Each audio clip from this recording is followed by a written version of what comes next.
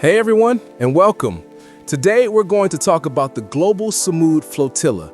This was an incredible civilian-led mission that tried to sail right through the long-standing sea blockade of the Gaza Strip. It's a really compelling story about activism, a major confrontation at sea, and it really pushes the limits of what we understand about international law. So, to really get a grip on this mission, we have to start with the big question: why? Why would anyone attempt this?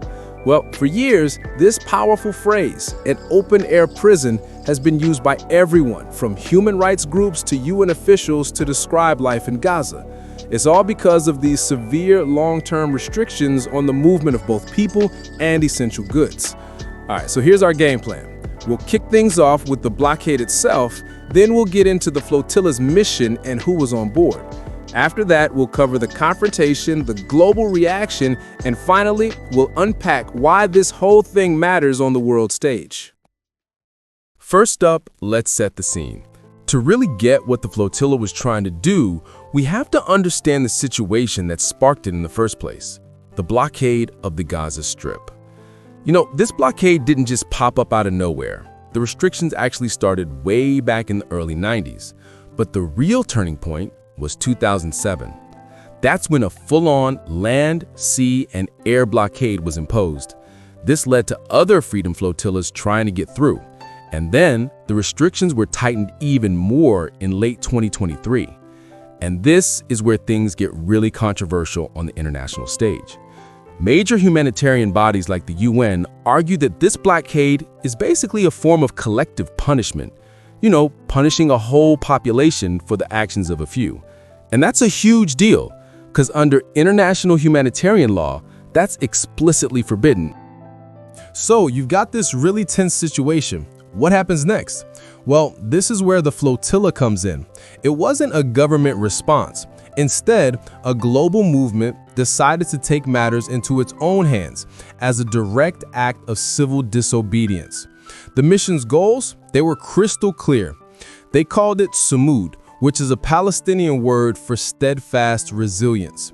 The whole idea was to physically sail through the naval blockade, open up a humanitarian corridor, and do it all through nonviolent protest.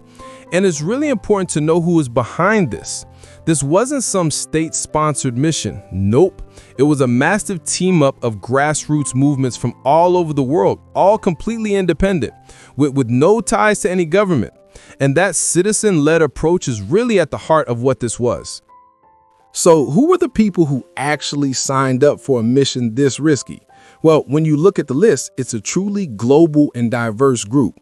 Get this, the flotilla had over 500 participants. Just to put that number in perspective for you, that makes it the largest civilian convoy of its kind in history. That's a massive logistical challenge, especially for a bunch of independent organizations.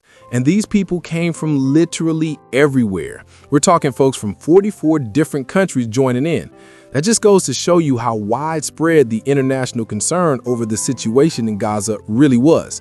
The mission also attracted some pretty big names. You had climate activist Greta Thunberg, actress Susan Sarandon, and even Mandela Mandela, Nelson Mandela's grandson. Their involvement, plus members of parliament, doctors, and lawyers, brought a ton of global media attention to the cause. Okay, so all of this was building up to the mission's climax.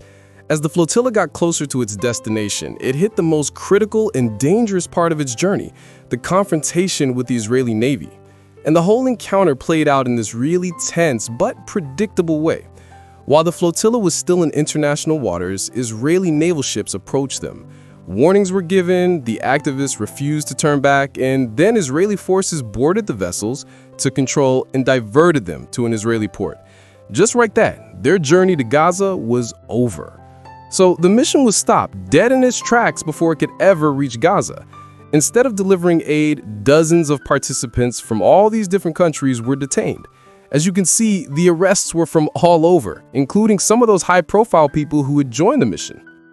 As you can probably guess, intercepting a ship on the high seas immediately set off a huge firestorm of diplomatic protest and legal debate all around the world. And right away, two totally different stories started to form. On one side, The flotilla's supporters called it a peaceful humanitarian mission to break an illegal blockade. But on the other side, the Israeli government framed it as a political provocation designed to support Hamas, arguing that the blockade itself is a legal and necessary security measure. A group of United Nations experts then weighed in with this really powerful statement. They argued that any attempt to block the flotilla would be a grave violation of international law. They were pretty much calling on other countries to make sure the humanitarian aid could get through. And this isn't a new debate, not by a long shot. This briefing note from the UK Parliament is from 2010, and it was analyzing a very similar raid on another flotilla. It just shows how long these fundamental questions about the legality of the blockade and the right to protest it have been argued about in the halls of power. So, after all that, what's the big takeaway here? Why does a small fleet of civilian boats get so much global attention and spark such a huge debate? Well, it's because the flotilla becomes this flashpoint for some of the biggest questions out there. It forces us to think about things like freedom of the seas, the enforcement of international law, the power of global solidarity, and the basic human right to receive aid. It's like a real-world test for nonviolent protest in one of the toughest conflicts on the planet. Ultimately, I think the Global Sumud Flotilla leaves us with a really challenging question to chew on. In a world full of complex crises, what's the true power and what are the real dangers of activism led by ordinary citizens on the world stage?